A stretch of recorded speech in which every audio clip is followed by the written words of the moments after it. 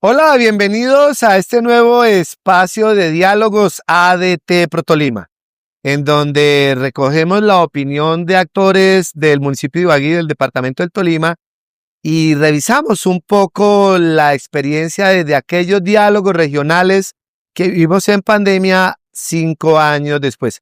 Hoy nos acompaña Juan Manuel Rodríguez, un gran amigo ibaguereño, abogado. Ha estado en la responsabilidad del servicio público, fue secretario de Educación Municipal, académico, doctor, profesor universitario, trabajó en la Universidad del Tolima, hoy trabaja en la Universidad de Ibagué. Juan, bienvenido a estos diálogos. Jaime, muy buenos días a usted y muchas gracias por la invitación. Cuéntenos un poco a quienes no lo conocen, ¿quién es Juan Manuel Rodríguez Acevedo? Bueno, yo soy abogado, especialista en Derecho Administrativo, magíster en Relaciones Internacionales, doctor en Estudios Políticos y pues, como usted lo mencionaba anteriormente, me he desempeñado en varios cargos de la administración pública a nivel de asesor en la ciudad de Bogotá en varios ministerios y aquí en la ciudad de Ibagué pues sí he tenido la oportunidad de ser secretario de despacho en 3 oportunidades, siendo secretario de Desarrollo Social, secretario de Gobierno un breve tiempo y secretario de Educación. Bueno, ¿qué se siente, Juan, ser doctor con una tesis laureada? Y bueno, ¿y en qué fue la tesis? Bueno, mi doctorado era en estudios políticos y efectivamente, como usted lo plantea, fue una tesis laureada. Eso me llena de mucho. ¿Qué es una tesis laureada? Me llena de mucho orgullo. Una tesis laureada significa que tuvo la más alta calificación, que efectivamente se consideraba que generaba conocimiento y pues sin lugar a dudas, reitero, me genera mucho orgullo. ¿Cuál era el tema? Para hacerlo corto y para no plantear de manera muy extensa, su título era el Homo Ludens revisitado, una mirada de las modernidades líquidas y las sociedades de control, pero básicamente el punto central era cómo influían los videojuegos en la política y cómo la política influye en los videojuegos. Cuando a uno le dicen modalidad líquida de control, uno como que se pierde, pero cuando le dicen a uno cómo influyen los videojuegos en la política, uno dice, wow, ¿eso qué es? Eso, los jóvenes utilizan o las campañas políticas utilizan los videojuegos para decisiones electorales. Sí, precisamente esa es una situación que se ha venido planteando en los últimos años, donde efectivamente los partidos políticos han empezado a encontrar un nicho importante entre los videojugadores. Por eso han empezado a utilizar cierto tipo de estrategias para lograr difundir sus ideas. Por ejemplo, en juegos como Fortnite, en las pasadas elecciones de la presidencia de los Estados Unidos, Kamala Harris terminó utilizando el juego como una plataforma política. De igual manera, varios senadores han utilizado el juego en línea como un mecanismo para poder presentar sus ideas. Y sumado a ello, también distintos juegos que se han venido realizando por parte de programadores que tienen como objetivo fundamental pues, generar una opinión sobre los candidatos. Ya sea desde distintas perspectivas, porque hay algunos juegos que son satíricos y que buscan es atacar al candidato, como también hay otros juegos que lo que pretenden es mostrar al candidato dentro de un escenario pues, en donde presenta sus ideas. Como por ejemplo en México, cuando fue la elección de Andrés Manuel López Obrador, pues efectivamente lo que se estaba planteando era un juego donde salía Andrés Manuel López Obrador peleando contra las mafias de México. ¿Y en Colombia se está haciendo? ¿Se hace? ¿Ya alguna campaña utiliza los videojuegos para llegarle a la población joven o a los usuarios? En Colombia no se ha utilizado mucho esta figura, digamos que se ha utilizado más desde el punto de vista satírico. En ese escenario hay que recordar el juego de video que hace algunos años sacó Daniel Samper Ospina, no sé si usted lo vio, que se llamaba, me perdonan el término, Mi Puto Juego, y que mostraba a María Fernanda Cabal, mostraba a Gustavo Petro, mostraba a Uribe en distintas facetas del videojuego. Ese ha sido pues como principalmente el tema del videojuego desde lo político. Acá el videojuego en Colombia se ha utilizado para otro tipo de cuestiones, incluso los grupos paramilitares tuvieron algunos juegos a comienzos del siglo XXI, en la primera década terminaron utilizando algunos juegos en donde lo que tocaba hacer era eliminar a las guerrillas. También se han venido utilizando juegos aquí en Colombia como mecanismos también para la promoción de la paz. Por ejemplo, un juego que se llama Reconstrucción, que trata de mostrar la historia que han tenido las víctimas del conflicto en Colombia. O sea, los juegos se han utilizado desde distintas perspectivas en lo político. Pues esperaremos a ver si en esta campaña aparecen candidatos que le apuesten a utilizar estas plataformas de juegos para promover sus ideas y los distintos escenarios. Pero bien, ahora aterricemos a nuestro mundano mundo, ¿cierto? Por utilizar una redundancia ahí, de la política local, pero también de la política pública. Iniciemos con la política pública. Una de las grandes preocupaciones que siempre tiene la sociedad es la educación. ¿Cómo estás viendo tú la educación en Ibagué hoy por hoy? Bueno, en relación con el tema de educación, siempre se hacen unos esfuerzos importantes por parte de la administración pública en materia de educación, ya sea en el orden departamental o en el orden municipal. Desafortunadamente, las necesidades que se tienen tanto en el departamento como en la ciudad son muchas. Y cuando uno analiza un poco todo el tema del presupuesto, precisamente en educación, pues uno encuentra que el presupuesto de educación es el segundo mayor presupuesto que se tiene siempre tanto en las administraciones departamentales como municipales, después de salud. Es decir, el primero es salud, luego va educación. Sin embargo, el tema de educación pues resulta siendo complejo porque si bien es el segundo mayor presupuesto, casi que el 80% del presupuesto se va solamente en nómina. Es decir, que el 20% restante es para poder realizar todas las demás actividades que se requieren en el entorno o en el entorno de la educación, y esto lleva a que esos recursos no sean suficientes para poder cubrir todas las necesidades que se tienen en este escenario. Las necesidades son muchísimas en materia de educación. Empecemos en primera instancia con todo lo que tiene que ver con la infraestructura educativa, que la infraestructura educativa pues sabemos que no se tiene, en muchas de las instituciones educativas no se tiene una infraestructura adecuada. Sumado a ello, también se tiene el tema de infraestructura tecnológica. Las instituciones educativas no cuentan con una infraestructura tecnológica adecuada. Poder cambiar o poder establecer salas de sistemas para las instituciones educativas es muy, muy costoso. Entonces, nosotros en muchas oportunidades, y digo nosotros, me refiero a toda la comunidad tolimense y ibaguereña, plantea la necesidad de que nos empecemos a ajustar o empecemos a plantearnos desde la perspectiva de la cuarta revolución industrial, es decir, la revolución tecnológica, pero no tenemos las herramientas para hacerlo. Y no tenemos las herramientas para hacerlo porque no tenemos los recursos para hacerlo. Sumado a eso, también hay otros temas adicionales, por ejemplo, el tema del PAE, por ejemplo, el tema de transporte escolar, por ejemplo, todo el tema de uniformes escolares, y un tema que desafortunadamente no tiene tanta relevancia y debería ser el tema más importante dentro de todo el contexto educativo, que es el tema de la calidad educativa.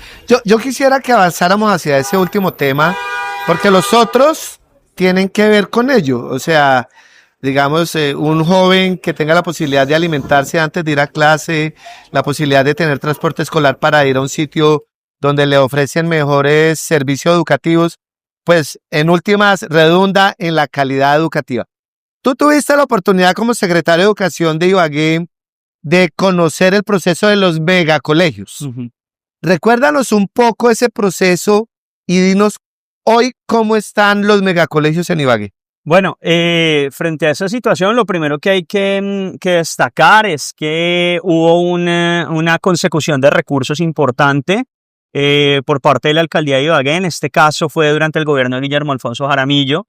Se logró esa consecución para la construcción de esas 26 instituciones educativas. ¿Quién era el presidente en esa época? El presidente en esa época era Juan Manuel Santos. Juan Manuel Santos. Desafortunadamente hubo ciertos problemas con el tema de las obras, y en ese escenario, en ese gobierno solamente se pudo entregar una institución educativa de las 26 que inicialmente estaban pactadas.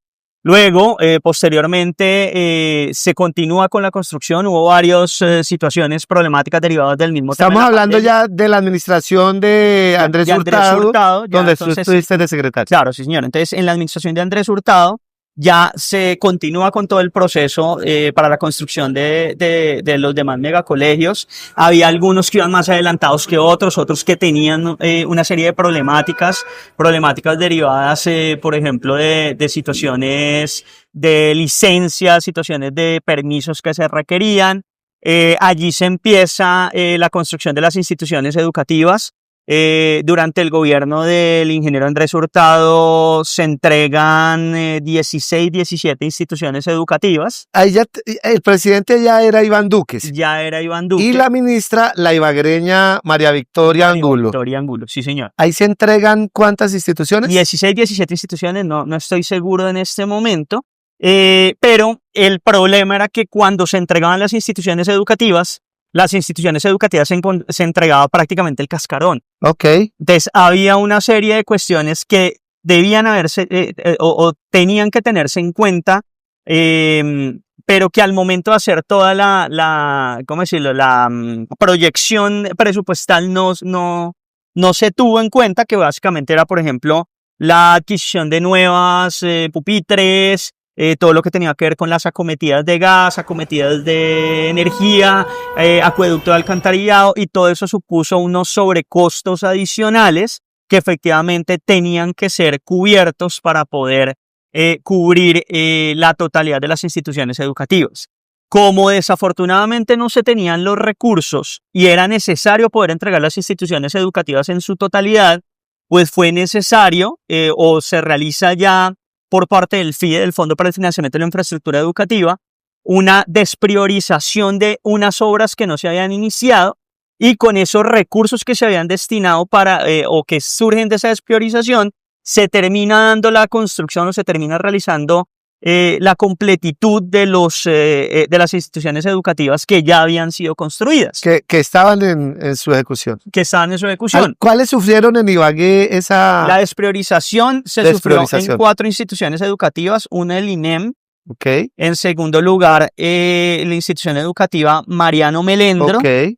En tercer lugar, en tercer lugar, la institución educativa San Simón. Okay. Y la cuarta, si no la recuerdo en este momento. Fueron 4. Fueron 4 instituciones educativas. Que no lograron, digamos, concretar el sueño de ser megacolegio. Claro, y sobre todo una que me parece que es muy compleja, que es el tema del San Simón.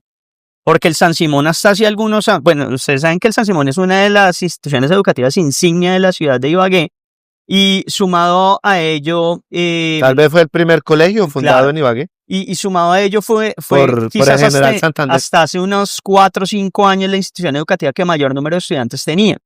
Porque la institución educativa que ahora más estudiantes tiene es la institución educativa José Joaquín Flores en Picaleña, que ese será otro tema que eventualmente se podrá tocar después. Pero el tema del San Simón, pues, digamos, me parece un poco complejo. Obviamente aquí hay que decirlo y tengo que reconocerlo, no es una cuestión que sea culpa de la administración municipal. No, es un tema de priorización de la inversión. De priorización de la inversión. Efectivamente puede que se haya cometido errores en relación con el torneo de los presupuestos, pero también hay que tener en cuenta que derivado de pandemia los costos podían haber aumentado, podían subir o podía cambiarse mucho. Eso usted lo manejará mucho mejor siendo economista. Pero digamos que aquí no se le puede atribuir responsabilidades a la administración municipal. La administración municipal en los distintos gobiernos, tanto en el gobierno de Guillermo Alfonso Jaramillo, como en el gobierno del ingeniero Andrés Hurtado, como en el gobierno de la doctora Joana Aranda, pues han venido haciendo todas las actividades o todas las acciones que están en sus manos para lograr que o que estuvieron en sus manos para lograr que efectivamente esas instituciones educativas que ya habían iniciado, pues lograran terminarse. No obstante, queda una deuda pendiente, y queda una deuda pendiente con esas instituciones educativas que fueron despriorizadas. Por eso allí también se vuelve tan importante el poder hacer gestión para efectivamente conseguir recursos para esas instituciones, ya sea tanto en el orden nacional como en el orden internacional. Juan Manuel, podríamos decir hoy entonces que tenemos unos megacolegios que ya concluyeron sus inversiones en infraestructura física y que siguen avanzando en todas sus dotaciones para mejorar la calidad educativa en Ibagué. El otro tema es el tema del PAE, que ese es un tema que siempre ha sido problemático, digamos, la necesidad de los recursos para poder atender mayor volumen de estudiantes. Por supuesto, todos los días crece esa demanda, hay una gran fuerza que reclama esas inversiones. ¿Cómo está hoy el PAE y qué debería hacer la administración pública nacional, departamental y municipal para mejorar ese servicio? Bueno, lo que se quisiera siempre de las administraciones departamentales, municipales, en toda Colombia es poder cubrir el universo total de estudiantes de cada ciudad. Desafortunadamente, volvemos al mismo problema. Recursos. No existen los recursos suficientes. Sin embargo, aquí lo que tiene que empezar a realizarse o a tenerse en cuenta es que esos recursos se puedan utilizar de la manera más efectiva posible dentro de contextos de eficacia, dentro de contextos de eficiencia, que efectivamente puedan llegar al mayor universo de estudiantes. Tengo entendido que en este momento se están atendiendo 37.000 estudiantes, que no se ha subido la cobertura, pero lo que se ha buscado es que efectivamente esos 37.000 estudiantes sean atendidos durante todo el año. Porque una cuestión que sí se suele realizar es que se menciona que son 37.000 estudiantes, pero no se atienden todo el año. Es decir, con el solo hecho que yo en 1 o 2 meses atienda a 37.000 estudiantes, ya estaría cumpliendo con las metas de plan de desarrollo. La idea obviamente es que se pueda atender. Porque se habla del número más no del tiempo. Del tiempo. Entonces, okay, la idea es poder cubrir durante toda la vigencia esos 37.000 estudiantes y posteriormente ir aumentando la cobertura. Eso implicaría entonces incrementar en un porcentaje como el 600% el recurso. Algo así. ¿Cierto? Porque si se están atendiendo 2, 3 meses y se quisiera atender 9 meses, pues tiene que aumentar el recurso. Tiene que aumentar el recurso en esa proporción. Bien, yo siempre le preguntan a uno y hay una inquietud permanente alrededor del sistema híbrido de educación que tenemos en cuanto a, se habla de los colegios públicos y los colegios privados, ¿cierto? Y uno observa en los resultados de calidad, digamos, en las pruebas saber de los colegios, uno encuentra en los primeros lugares colegios privados, más abajo los colegios públicos. ¿Qué hacer para cerrar esa brecha en cuanto a la calidad en la educación privada y en la educación pública en colegios en Ibagué? Bueno, es un tema un poco complejo y que se deriva también desde el mismo contexto de los docentes. En el universo de los docentes nosotros vamos a encontrar todo tipo de docentes en las instituciones públicas. Vamos a encontrar docentes muy, muy comprometidos, docentes que su naturaleza es precisamente educar y que le ponen todo el empeño para realizarlo. Yo podría decir que es la gran mayoría de los docentes de Colombia. Pero también encontramos algunos docentes que no tienen esa misma vocación, que están ahí simplemente porque saben o se les garantiza una estabilidad y la verdad hay algunos de ellos que no realizan la actividad de la mejor manera y eso en cierto modo va pues en detrimento precisamente de los estudiantes. Eso termina afectando. Sumado a ello pues también las mismas condiciones de la educación, incluso dentro de ese escenario el tema tecnológico tiene mucho que ver y eso quedó en evidencia por ejemplo en la época de pandemia. Cuando uno miraba los análisis después de pandemia en relación con los estudiantes o con las calificaciones de las instituciones educativas privadas estaban mucho más altas que las instituciones educativas públicas y básicamente porque mientras que en las familias de las instituciones educativas privadas, normalmente clase media alta, pues tenían la posibilidad de recibir sus clases de forma virtual. En los estratos más pobres no tenían la posibilidad, entonces le tocaba una familia de 3 niños, tenían un celular, les tocaba, si había 2 niños que estaban en jornada de la mañana y uno en la tarde, pues en la mañana le tocaba a los 2 niños ver a ver quién veía clase un día y quién veía clase al otro día, y el niño de la tarde pues sí puede ver la clase normal. ¿Qué ocurre después cuando ya se regresa de pandemia? Pues que empiezan a encontrar estudiantes que estaban en tercero de primaria y no sabían leer y escribir.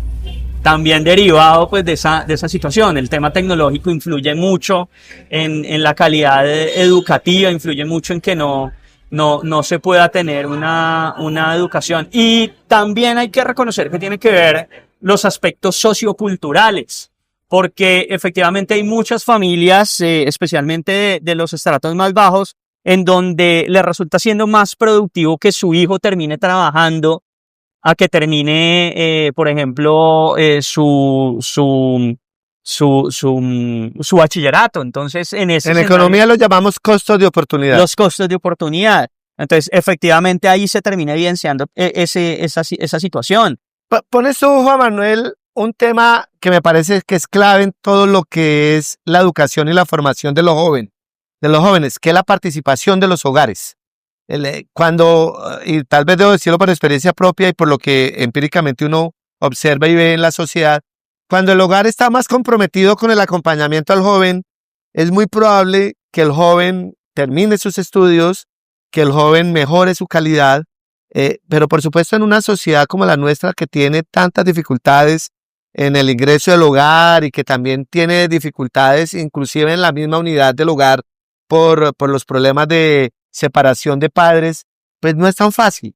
¿Cuál podría ser el mensaje para los hogares, para los padres de familia, en cuanto a este tema de su participación en la formación de los jóvenes? Bueno, incluso nos metemos con otros temas. Cuando mira los ODS, los Objetivos de Desarrollo Sostenible, el primer objetivo de desarrollo sostenible es la erradicación de la pobreza extrema. Al generar el tema de la erradicación de la pobreza extrema, se dan varios elementos que le apuntan precisamente a la erradicación de la pobreza extrema y uno de esos elementos es la educación. Sí. Lo que nos lleva a otro objetivo de desarrollo sostenible, que creo que es el cuarto. El cuarto. El de educación de calidad. Educación de calidad. Educación de calidad. Entonces, ¿qué significa esto? Muchos padres de familia, dentro de ese escenario del costo de oportunidad, consideran que es mejor que su hijo esté trabajando. No, es mejor que su hijo esté estudiando. Claro. Y es mejor que su hijo esté estudiando porque efectivamente eso le puede generar a futuro unas posibilidades distintas a las que tuvieron sus padres. La mejor forma de escalar en la sociedad, tanto económicamente como pues laboralmente, es la educación. Exactamente. Entonces, efectivamente, el hecho de que sus hijos estén educados, pues va a darles más oportunidades para que puedan trascender, para que puedan crecer.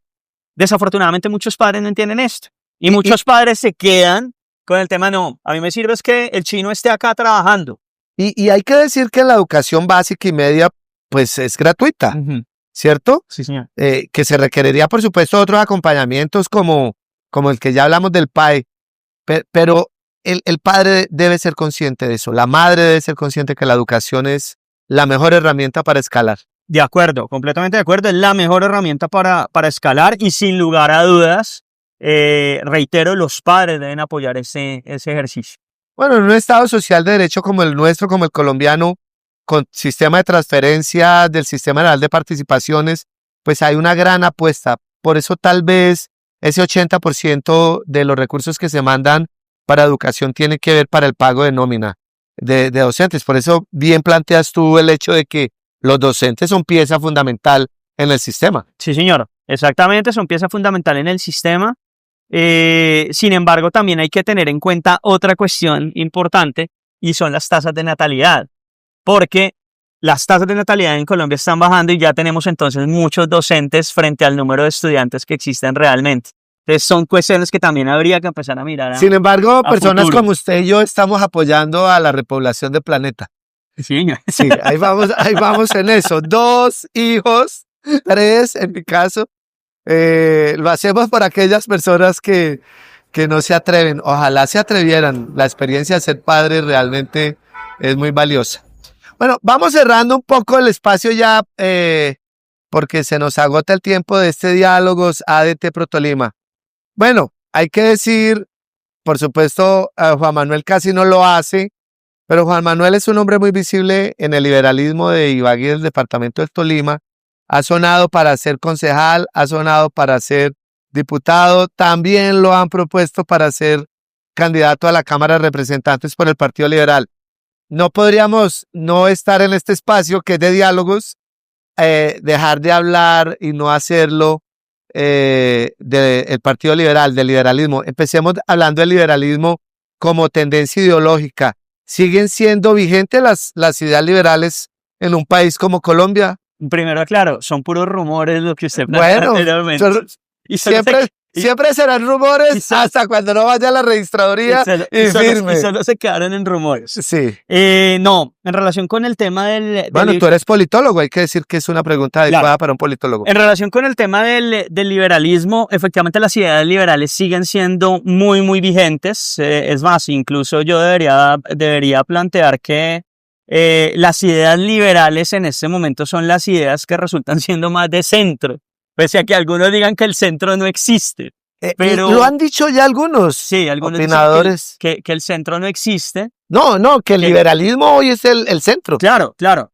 Exactamente, porque efectivamente el liberalismo recoge muchas de las cuestiones que tienen que ver precisamente con lo social, pero también mantiene una coherencia dentro de la perspectiva económica, lo cual posiciona el liberalismo dentro de un margen que estaría, podríamos decirlo, dentro del te voy a decir que pues todos saben de mi condición ideológica conservadora, pero te voy a decir que lo que acaba de ocurrir con el Partido Conservador suma lo que tú estás diciendo con el Partido Liberal.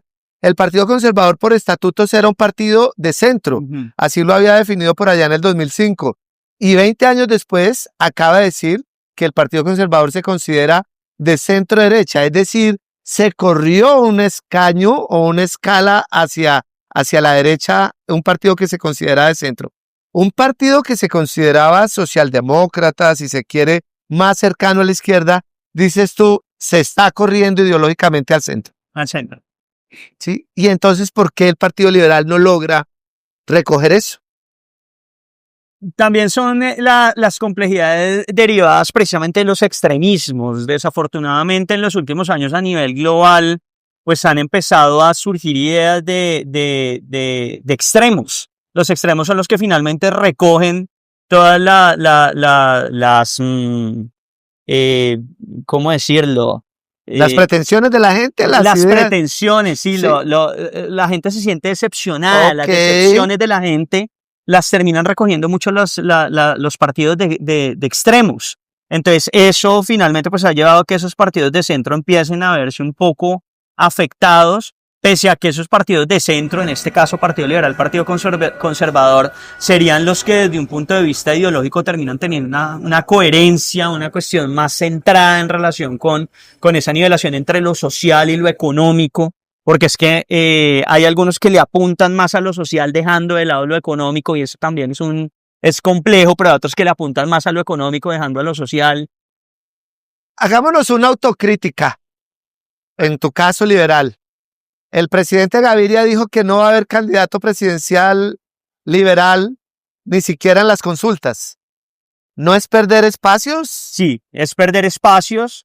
Definitivamente el hecho de que un partido político no termine participando en ese tipo de situaciones e incluso en los temas de Congreso también termina generando que el partido pierda fuerza, ya sea a nivel nacional, ya sea a nivel departamental, pero efectivamente eso termina contribuyendo a que no tengan esa visibilidad que deberían tener y que empiecen efectivamente las personas a apuntarle más a esos extremos. Tú como doctor en ciencia política sabes mucho mejor que yo que hay tipos de partidos y unos partidos se dedican a ser partidos de parlamentarios, que se olvidan el ejercicio del poder del Ejecutivo. Eso está pasando con los partidos políticos. El Partido Conservador lo vivió hace unos periodos atrás. Ahora tienen un precandidato que aspiran a llevar a consulta. El Partido Liberal, ¿hace cuánto no tiene un candidato del partido a la presidencia? ¿Hace 8 años? Hace 8 años. 8 años. Se está volviendo un partido parlamentario. Sí, claro. Pero digamos también eso puede ser una estrategia que se utilice para poder fortalecerse. Y buscar más adelante. Otras posibilidades. Pero para eso necesitaría la renovación política. Claro, ¿no? Y necesitaría empezar a generar también figuras políticas, que también esa es una de las cuestiones que se ha venido presentando. Desafortunadamente los partidos políticos le siguen apuntando a los mismos que han venido realizando y que han venido causando ese resquemor en la comunidad, en que terminan diciendo, no, pero se la volvió a lanzar el mismo.